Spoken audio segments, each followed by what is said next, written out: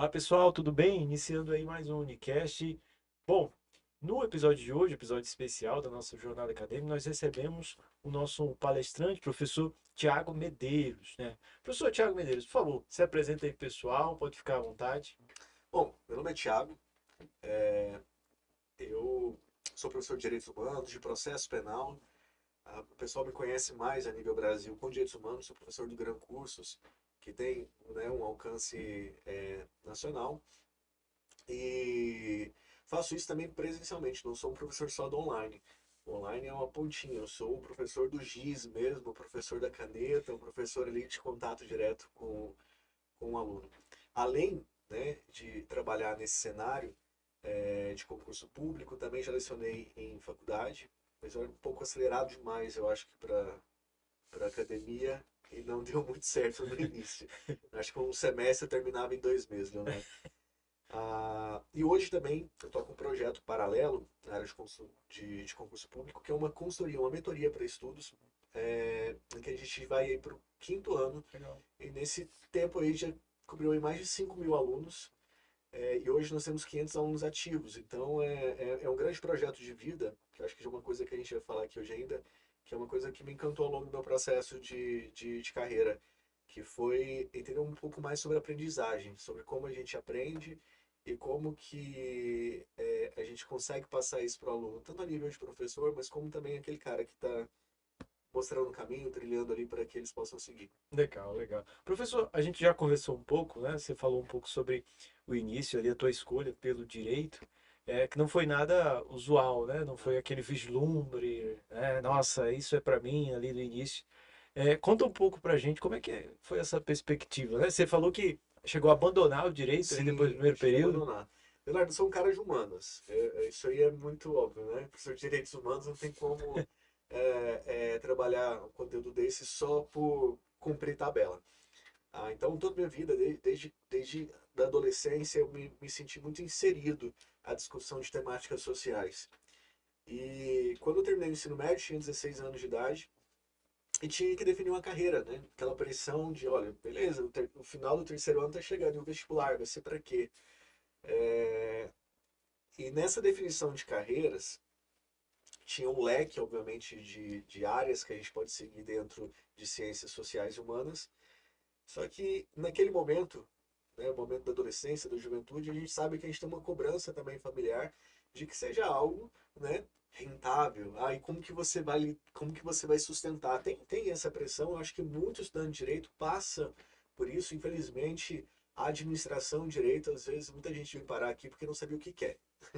É É verdade. comum entre os alunos a gente escutar isso. Não saber o que quer fazer direito, não saber o que quer fazer administração. Então, no começo, a minha relação com o direito foi muito nisso. É uma definição, né, de vestibular que ia atender essas expectativas mais familiares do que realmente do Tiago naquele momento. Nesse processo, né, aí eu comecei minha faculdade na Federal de Goiás, na UFG, Universidade Federal de Goiás. E no primeiro ano eu gostava muito das disciplinas que são mais hermenêuticas, as disciplinas que são mais sociais, filosóficas, como Geralmente os filosofia do alunos direito. fogem, né, dessas disciplinas. Normalmente são disciplinas que muita gente tem resistência e que hoje, até hoje, né, com depois de tanto tempo, são disciplinas em que eu mais me recordo, até mesmo das aulas dos professores. Aquilo foi muito impactante, aquela aprendizagem no começo. Só que as disciplinas que eram mais legalistas me traziam, né, sentimentos profissionais que não me pegavam ali com 16, 17 anos de idade. Então, quando eu terminei o primeiro ano de faculdade, eu resolvi desistir e ia seguir o que naquela cabeça daquele jovem lá atrás, isso quase 20 anos atrás, era que fazia sentido. Quero ir para sociologia, para filosofia, para as artes, que é algo que sempre me encantou. Só que acabei tomando a decisão, né, fiz um semestre de sociologia, só que não me encantava quando eu olhava para o futuro e via que eu teria pouca efetividade em relação à aplicação daquilo que eu gostava, daquilo que eu estava aprendendo ali. Eu acho que daí essa dinâmica me ajudou a fazer o retorno para o direito, mas só que de uma era mais madura, mais consciente, que também não foi imediata. Tirei um ano sabático ali para colocar a cabeça no lugar e tomar uma decisão que fosse aquela decisão realmente de vida.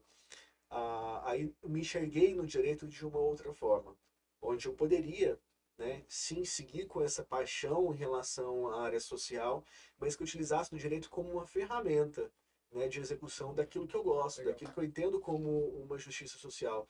Então, quando eu comecei a olhar o direito por essa perspectiva, fez mais sentido. Fez mais sentido. O que é ferramenta, o que é essência. O Legal. direito, por muito tempo, né, ali eu consegui separar isso, o que é ferramenta e o que é essência. É um conhecimento fundamental, né? O direito não é um Ah, fim em sim. si mesmo, né? Não, Não não foi é. criado ali para Não ficar é. circulando e sendo É. debatido somente entre as pessoas. Ele tem que ter um impacto Tem que efetivo ter um nas vidas das impacto pessoas. e a gente, felizmente ou infelizmente, né? Mas a nível de academia, hoje, a nível de faculdade, às vezes a gente tem um entendimento de uma fatia muito específica do direito e acaba desconsiderando todas as outras facetas que envolvem o direito, tanto facetas históricas como essas do início da faculdade, que são tão importantes, a gente entender um pouquinho da história do direito, da sociologia do direito, da Uhum. filosofia do direito. Então, é significativo esse conteúdo. Quem tem esse olhar um pouco mais humano, né, sobre o direito, eu acho que consegue encontrar caminhos. Afinal, tem curso mais aberto do que o direito? Nossa, Não de tem. fato, Você de pode te fato, colocar em qualquer circunstância. Isso aqui de fato, uma faculdade que abre portas. Abre portas. de fato, de fato. E assim, eu encontro em sala de aula, né? ah, Alunos de primeiro período super engajados, assim, direito à minha vida, eu quero isso Uhum. para, enfim. E, por incrível que pareça, carregam isso até o final ali da graduação, como se fosse, assim, uma coisa espiritual, Sim. quase, né? Algo que é sagrado, né? Enquanto outros alunos estão ali, não necessariamente porque era a primeira opção, e vão descobrindo o curso e se descobrindo ao longo dele. E nós, professores, precisamos lidar, né, com Sim. essas múltiplas, desde os super engajados, empolgados, né, Uhum. até esses que estão ali mais, né, não sei se isso é para mim, enfim, e de fato, é bastante desafiador se lidar com isso, né. Mas eu acredito que em algum momento, mesmo aqueles que durante, né, acabam desistindo, eles carregam alguma coisa do direito. O direito, de Ah, alguma sim. forma, É, impacta algum sentido a vida dessas pessoas. o direito ele forma, ele nos ajuda a ter um olhar diferente sobre o mundo. Mesmo aqueles que têm uma visão mais legalista, eu acho que o senso de justiça que a gente vai criando ao longo do contato com o direito, ele permeia a Sim. nossa visão de mundo. Então a gente passa a enxergar o mundo sobre essas premissas que a gente aprende dentro da faculdade. Tanto que você reconhece alguém que é formado em direito, né, nos primeiros minutos de conversa ali, né? Não só em relação aos termos utilizados, né, na conversa, Eu mas acho que é a também em relação a isso. perspectiva, né, que essa É pessoa a adquire perspectiva, é a cosmovisão. da sociedade que ela vive, É, né? Acho que é muito a interessante. cosmovisão é perfeita, a palavra é essa, é a perspectiva, é como ela enxerga o mundo através dessas condicionantes que o direito dá pra gente. E na verdade não é o direito. Na verdade é o que eu falo, é o que está atrás, é a sociologia, né? Chato. Entender um pouco de dinâmica de classe, Uhum, entender dinâmica de poder que existe nas uhum, relações sociais. O direito nos dá isso, uhum. né? A, a gente tem um pouco mais de consciência social através do estudo do direito. A gente começa a entender, né? Por quê? Por que nossa sociedade é assim? Por que nós fazemos o que fazemos? Por que, né, somos organizados dessa forma? Os impactos que foram ocasionados ao longo do tempo para chegarmos até aqui. Eu acho muito interessante essa perspectiva. E eu dou aula, né, para alunos de primeiro período. Então, ali aquelas matérias de introdução ao direito. Olha que legal. Amo dar aula de introdução ao direito. Adoro, Adoro também. adoro. Eu, As professores em geral não gostam, né? Ainda mais no primeiro período. Porque é muito desafiador. É muito é desafiador. justamente isso. Talvez seja a grande dificuldade também, que a gente tem que olhar pelo lado dos alunos. É difícil se apaixonar por um tema tão complexo, que às vezes você tem contato no primeiro semestre de faculdade, primeiro ano de faculdade, se você não tem do outro lado alguém que tenha a perspicácia de trazer esse conteúdo de uma maneira mais próxima Uhum, ao aluno. uhum. Mas são disciplinas que até hoje, em trabalho em concurso público, Teoria é, é, geral do direito é a minha difícil. primeira aula seja independente de qual disciplina que eu vou trabalhar, ela essencialmente é uma aula sobre teoria geral do direito, Legal. sobre teoria do Estado, né? Eu faço, porque em concurso público a dinâmica é um pouco mais rápida, Hum. mas eu brinco com os meninos o seguinte, olha, vocês vão ter que aprender em 15 minutos agora, que a gente aprende em um ano em faculdade de direito sobre teoria do Estado, sobre conflito, sobre por que que existe o direito. Eu começo de uma maneira simples. Vamos lá, vamos definição de direito. Aí alguns, né, que tem muito bacharel já estudando, isso aí trazem definições complexas. Às vezes cita até o autor falando, não, eu quero algo mais simples sobre o que é o direito. O direito, entre aspas, ele é um resolvedor de conflito.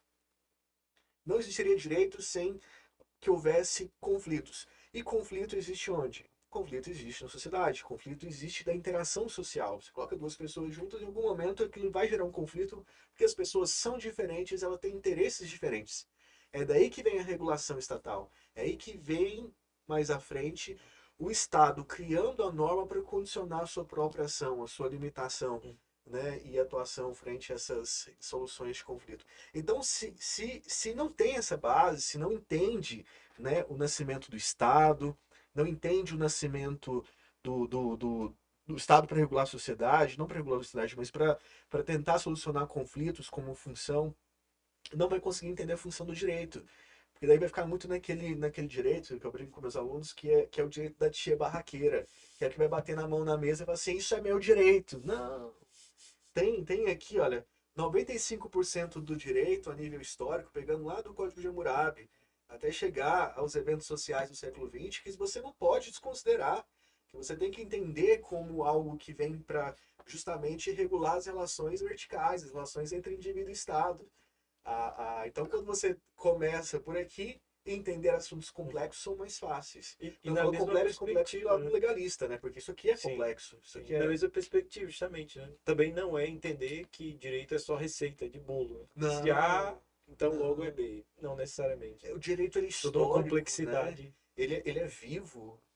O direito a gente só consegue entender ele se a gente tiver uma fatia muito clara de tempo, espaço e aquilo que eu volto a dizer, dinâmica de poder. Não tem como, né, também entender que o direito ele vem para que algumas instituições permaneçam, Uhum. né?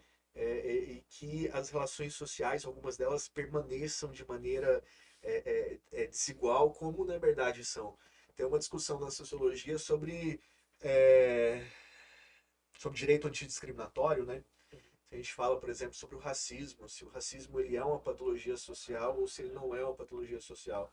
Aí tem uma passagem, né, do ex-ministro dos Direitos Humanos, professor Silvio de Almeida, em que ele traz isso, né, que o direito não é uma patologia social, porque as instituições, elas conscientemente criam essa estrutura para que essas dinâmicas aconteçam. Então, é importante entender para essa perspectiva, porque senão a gente só fica olhando Sim. aquele direito quadrado, né? E E tem que sair às vezes do quadrado, para até mesmo para quem atua na área, para um advogado, para alguém que é o juiz, para ter um pensamento fora da caixa e trazer o novo, porque senão a gente só fica na replicação. sim, sim. E é muito interessante, porque no primeiro período você acaba quebrando certas expectativas também, nessa questão da receita de bolo. Uhum. Aí você vai falar, dava aula de direito constitucional, teoria geral do direito constitucional, no período. Pessoal, a aula de hoje nós vamos falar sobre o que é Constituição. E aí você passava a aula inteira falando de conceitos de Constituição. Segundo fulaninho de tal, segundo Ferdinando Lassalle, segundo não sei o que, segundo não sei o que, não sei o que, não sei o que, e chega ao final, professor, mas afinal, qual dessas aí tá certa, né? Aí eu que lhe pergunto, né, o que é que você acha, qual a perspectiva que você gostaria de debater? Porque até hoje, essa galera que já passou e a galera que está escrevendo os livros, né, debatem sobre o conceito Sim, de Constituição, a função da Constituição no Estado, e dependendo do local, do período, muda, né? Se sim. você perguntar o que é Constituição no Brasil, o que é nos Estados Unidos, o que é na China, o que é, vai mudar. E essa perspectiva ampla, né, é bastante desafiador. É É bastante muito, desafiador. muito desafiador. E você dá aula para pessoas, né, que buscam aprovação em concurso público, né? E eu acredito que o desafio deve ser redobrado, porque por vezes você precisa, talvez, restringir o escopo das coisas segundo certos objetivos, né? Segundo a perspectiva de banca, segundo a perspectiva de. Sim. Mas como é que. E é uma pergunta que eu queria te fazer. a diferença, né? Aula do cursinho e aula na graduação, enfim, mais tradicional. né? Você até comentou que teve Uhum. ali Tinha uma uma experiência, certa assim. experiência com isso. Qual a tua perspectiva quanto a Olha, isso? eu posso te afirmar que eu não abandonei o lado e o jeito acadêmico em concurso público. Eu acho que nas disciplinas que eu leciono, eu acho que eu posso afirmar que o meu diferencial é porque existe toda uma ciência jurídica que deve ser seguida. Legal. Obviamente, você entendeu a Uma necessidade, às vezes, simplificação de dar uma exagerada, né? simplificação. Não, não dá. Entendi. Porque senão a gente vai transformar o direito na matemática, só para entregar ao indivíduo ali o conteúdo. Não, mas ele tem que aprender. E o processo de aprendizagem ele é feito em escalas. Eu preciso construir uma base. Não só porque eu estou em concurso público, eu preciso trabalhar o conteúdo de maneira, né, decorada. Um exemplo aqui, que é artigo 1º da CF, né, virou, acho que o mnemônico mais conhecido do estudante de direito. Os fundamentos da República, o cara decorar o Sociediva Plu. Exato. Aí eu brinco com ele, falo, não, beleza, Sociediva Plu, vamos lá. Você lembra do soberania, você lembra do cidadania, já da pessoa humana, o VA, você lembra? Vários alunos, lembra dos valores sociais do trabalho, sim, e o restante? E o porquê valores sociais do trabalho e livre iniciativa? Você entende o que está por trás aí? Você entende a dinâmica da discussão do discurso social com o discurso liberal que está previsto no inciso 4 aí de maneira implícita? Quando te pergunto o que é a dignidade da pessoa humana, a, a, a, o que é dignidade? Entendeu? Você quebra o aluno. O que É, é a dignidade da pessoa humana? você decorou sua de Vapor, você decorou soberania, mas o que é soberania e como a soberania deve ser entendida hoje no século XXI? Como a soberania, né, deve ser conceituada, aquela do século XIX ou a soberania do século XX, pós-Segunda Guerra Mundial, que você tem que entender que tem que relativizar. O fato de ser um país soberano, eu não posso fazer o que eu quero dentro do meu território. Então, eu não consigo, Leonardo, abandonar essa dinâmica, porque dessa dinâmica é onde eu tenho certeza que os alunos vão evoluir, onde eles vão ter a referência para assimilar um conteúdo que é mais complexo, né? E entender que também hoje o concurso público não é o concurso público da década de 90. A gente acabou de passar do concurso nacional unificado, que mostra muito bem isso, a exigência, né, de que tenhamos servidores públicos mais críticos, que tenham Uhum, noção um pouco mais do uhum. impacto social da função deles, que sejam de fato defensores da democracia, defensores, né, dos direitos humanos. A Então, ausência de questões técnico-jurídicas muito preto no branco, né? Aquelas coisas muito. demonstra. E assim, é o futuro. É o futuro. A gente tem cada vez mais entender que um processo de seleção, seja ele qual for, a nível de mestrado, a nível de doutorado, a nível de concurso público, ele não vai ser 100% efetivo. Ele não vai. Não vai. Mas eu tenho que entender que eu preciso melhorar, eu preciso aperfeiçoar esses processos ao longo do tempo. E a gente passou aí cerca de 15 anos com esse processo muito engessado. Mas a gente consegue perceber aí que nos últimos anos as coisas têm mudado, né, em todos os tipos de carreira. Legal, Até a interessante. prova da ordem, né, De já fato, mostra isso já há de fato. alguns anos. A Já, gente, já um tanto, né? já há alguns anos. Ela é vanguardista nesse sentido. De fato. Você percebe que são questões que não cobram esse. E a cada dia que passa, não cobram, cada vez mais, esse conhecimento restrito à técnica jurídica específica, ao dispositivo da lei, Sim, e uma compreensão mais ampla e multidisciplinar, né? sim. E você percebe a quantidade crescente de questões que demandam que o aluno não aprenda as coisas em caixinhas, né? É, Separadinhas, né? Mas apesar que de trabalhar em saiba. concurso, eu sou muito chato com os alunos. Eu falo para eles, cara, você vai aprender, né? Por isso que minhas aulas, como eu te falei, como eu retorno nesse período da faculdade, entendeu? Como eu retorno nesses conteúdos básicos. Porque, para mim, é impossível ensinar direitos humanos sem que os alunos compreendam, né, todo o lado histórico, entendam o impacto que foi a Primeira e Segunda Guerra Mundial no direito, o Legal. impacto da criação das Nações Unidas, o impacto, né, da Guerra Fria. A Guerra Fria ela mudou completamente não só o campo político e econômico, né? Quando a gente fala em discurso de capitalismo, socialismo, discurso liberal e social, a gente está vivendo no mundo ainda a mesma discussão. Tudo que começa no início do século XX, com as primeiras constituições sociais que derivam das revoluções industriais do século XIX, explica o mundo até hoje, né? Uhum. Explica pela economia, explica pela política e pelo direito da mesma forma. Quando o aluno começa a compreender mais dessa forma o direito, fica mais fácil ele até mesmo é, é, saber entrar em discussões jurídicas sem o fanatismo, sem o Uhum. radicalismo. Ele entender que são dois discursos, mas que esses discursos não precisam ser completamente opostos. O discurso do liberal e o discurso do social. Eu escuto uma frase sempre do meu pai. Meu pai não é brasileiro. Ele fala assim, Tiago, quando a gente discute temas como essa política, né, assim, ele fala assim, eu enxergo muito a, o liberal e o social, o conservador, o progressista, da seguinte forma, quanto mais radical ele é, não significa que eles estão extremamente distantes. Significa que a gente tem que entender como um círculo. O radical de direita com o radical de esquerda estão muito mais Eles estão próximos muito do mais que o próximos que eles restante, imaginam, entendeu? é verdade. Porque deixam de buscar o equilíbrio, né? Deixam de Verdade, buscar verdade. a essência do meio. É, e algo que eu muitas vezes falava nas minhas aulas, já passei por ciência política também, né? Legal. Professor do início de carreira tem que, né, Não, ficar. então a gente está bem alinhado aí de E, conteúdo. e em ciência política era interessante, a gente quebrava certos paradigmas, certas perspectivas, assim, que aquilo que a gente sempre falava, aquilo que nos aproxima é muito maior do que aquilo que nos divide, né? Sim, Se você observar, é, os nossos antagonismos, as divergências que a gente encontra na sociedade são pontuais. claro. Mas aquilo que de fato nos une e nos torna a nossa vida, o que faz o dia a dia, é muito próximo, né? Os nossos interesses são muito próximos.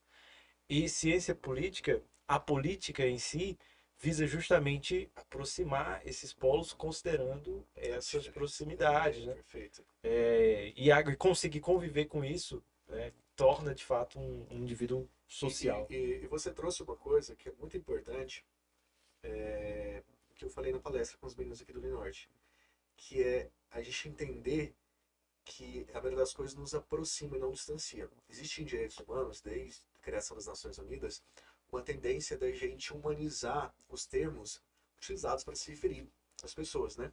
A gente está falando de população LGBTQIAPN+, de pessoas negras, pessoas com deficiência. Se você observar, tanto a nível sociológico como a nível jurídico, nos últimos anos a gente vem tendo uma adaptação das tecnologias, como mais recentemente o Estatuto do Idoso, com as alterações do Estatuto da Pessoa Idosa, Uhum, lá em 2015, o Estatuto da Pessoa com Deficiência. uhum, Então, quem está de fora e não entende a essência disso, às vezes pode achar que é muito o mimimi, né, dos direitos humanos. Mas é só um termo. Não é só um termo. uhum, Não é só um termo. uhum. A ideia do People First é justamente para a gente entender que o que nos une primeiro é o fato de sermos pessoas. Legal. O fato de termos raças diferentes, orientação sexual diferente, gênero diferente, né, uma deficiência ou não, isso é secundário perto daquilo que nos une, que é o fato de todos nós sermos humanos. Humanos. Perfeito. Então isso é belíssimo no direito, e quando a gente entende o impacto disso, dessa humanização dos termos, no processo que a gente busca de combate à desigualdade social, é gigantesco. Eu dou um exemplo, Leonardo, da minha filha. A Lele ela tem 6 anos de idade, e apesar de ser professor de direitos humanos, não há uma cobrança, né, dela em relação à aprendizagem desses termos. É muito natural. Ela escuta o pai falar, escuta a mãe falar, e já tem na escola uma educação diferente, que nós sempre tivemos também. E mesmo sendo professor de direitos humanos, às vezes no momento ali que a gente está desconectado com a nossa consciência, com o nosso autocontrole, a gente comete, né, erros. E te contar uma história. No começo do ano, tava com a Lelê, fui buscar a Lelê na escola dela. E por ser conhecido em Brasília, para onde eu vou, eu tomo muito cuidado com as minhas ações e com o que eu falo. Mas nem sempre a gente está ali policiando. Porque, afinal, essa questão do preconceito e discriminação, ela é uma coisa que eu falo muitas vezes nas palestras, é da origem dela, a origem cultural dela. Então, aquele que diz que não é preconceituoso, ele está mentindo. Todas as pessoas são. E nesse dia estava chovendo em Brasília, que também é uma raridade nos últimos tempos. Estava chovendo e tinha uma senhora com um carro na minha frente. Ela começou a dar ré no carro, só eu e Lele, Lele na cadeirinha dela. Ela começou a dar ré e vai bater. E não deu outra. Foi bateu no meu carro. E a primeira vez eu só dei uma buzinada assim, né? Falei, não, tá tudo bem. vai bater de leve, não vai ser nada, não vou descer aqui embaixo de chuva, ela também não. Ela foi pela segunda vez. E deu ré no meu carro, dessa vez um pouco mais forte, então empurrou. O que eu percebi? Ela queria sair dali e não estava ligando se ela estava empurrando ou batendo no outro carro. Ela queria ter maior facilidade para retirar o carro dela. Também não tinha como eu dar ré no meu. Ela foi pela terceira vez, deu ré, daí com bastante força bateu no meu carro. Aí de dentro do carro, não foi direcionada a senhora, mas dentro do carro eu peguei daqueles controles e falei assim, mas essa velha não vai parar de bater no meu carro instantaneamente. Quando eu usei esse termo, eu falei assim, papai, não é velha, é pessoa idosa. Cara, Com a sabedoria com a e a sabedoria que e a uma inocência criança de uma criança. Leonardo, aquilo ali me derrubou. E para mim faz um sentido enorme nas coisas que eu estudo, nas coisas que eu leciono, que é a humanização, é o processo de educação que começa pela humanização dos termos. A Lele ela vai viver uma geração e vai ter relações sociais onde ela quase que inconscientemente ela vai utilizar termos muito mais humanizados do que aqueles que nós fomos de fato educados. É, e nesse processo, quando passar para os filhos dela, essa realidade ainda ela vai ser cada vez mais forte, que é o impacto transgeracional que a gente tem da educação em direitos humanos. Então, eu sou um eterno romântico daquilo que eu falo. Aquilo que eu falo com muito entusiasmo, porque eu acredito muito, muito. Quando eu dou aula, mesmo de concurso público, eu falo nos alunos a necessidade, né, que a gente precisa de bons servidores, de bons funcionários públicos, de alguém que mude a vida das pessoas. E esse entusiasmo eu trago nas minhas aulas para estimulá-los a ter essa visão, porque eu acredito muito nisso. Muito, Leonardo, que o nosso processo de mudança do mundo, assim, sabe mesmo? Aquele Thiago lá dos 16, 17 anos que eu te falei, mostra que ele está vivo ainda. E a educação através do direito me mostrou que eu consigo, né? Hoje eu consigo impactar a vida das pessoas, consigo mostrar que essa educação de direitos humanos ela é forte. E eu tenho certeza, infelizmente a gente não vai estar vivo aqui para ver isso. Mas se de fato a gente continuar nesse caminho que a gente está buscando a nível Brasil, a nível ONU, a nível mundo, tenho certeza que a gente vai ter gerações que serão mais empáticas do que a gente, que saibam viver um pouco melhor com a diversidade e que não vivam nesses conflitos, né, que a gente tem vivido nos últimos anos. de fato. Realmente, realmente. Muito legal. Bom, professor, infelizmente o papo acabou, né? Já chegamos aqui nos finalmente. Passa muito rápido, né? Impressionante. Bom, professor, fica à vontade, dá o seu recadinho final, né? Pode ficar à vontade aí, câmera sua. Pessoal, para vocês, eu posso chamar agora, meus meninos e meninas da Uninorte, é como eu me refiro aos meus alunos, né, em Brasília. A mensagem que eu quero deixar para vocês é a mensagem do não desistam, né? Eu sei que às vezes muitos de vocês estão aqui estudando, fazendo uma faculdade de direito, tentam conciliar trabalho, família, as coisas vão ficando difíceis ao longo do tempo, mas tudo vai dar certo no final. Cada um dos professores que vocês estudam, seja aqui na Uninorte, seja ao longo da vida que vocês vão ter contato, cada um tem uma história diferente, o magistrado que você admira, o advogado que você admira, cada um passou por seus desafios. E no final, prospera realmente aquele que não para, aquele que continua, é aquele que alcança os seus sonhos. Tá bom? É isso, Leonardo. Foi um prazer conversar com você. Tá? Excelente. De fato, eu sou tímido, não o professor Cristiano. Mas Vocês ficam falando, eu sou tímido, não sei das quantas, chega aqui, dá show, né? a gente tem um apresentador muito bom, que deixa a gente muito à Não, vontade. que é Então, isso, parabéns. obrigado. Valeu. Parabéns. Professor, Thiago Medeiros, muito obrigado, viu? Até a próxima, Até a né? Até próxima. a próxima. Pessoal, não esquece de curtir, compartilhar. Coloque aí nos comentários se tem alguma dúvida, gostou de alguma fala, de algum ponto aí, gostaria de dar aí o seu 10 centavos, né? Seu R$ 1, não sei, inflação, né? Tem que atualizar essa gíria. Pode jogar aí, a gente manda lá pro professor, ele vai ter o maior prazer de responder vocês. E até a próxima. Próximo.